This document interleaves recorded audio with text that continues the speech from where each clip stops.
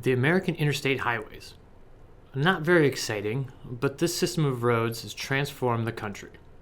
Here are some things you may not know about the interstate highway system. The first interstates were built in 1956. The most recent interstates were built in 2017. The I-90 is the longest interstate. It runs between Boston to Seattle and is 3,020 miles long.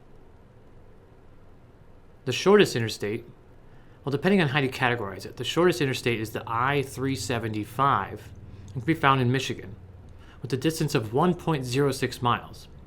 Now, if you don't consider auxiliary highways to be interstates, even though it is designated as an interstate, then the shortest interstate is the H2 in Hawaii. So what do these numbers mean? You have even-numbered interstates and you have odd-numbered interstates. The even numbers run east and west, whereas the odd numbers run north and south. Now, did you know if the interstate numbers are divisible by 5, they represent major coast-to-coast or border-to-border highways?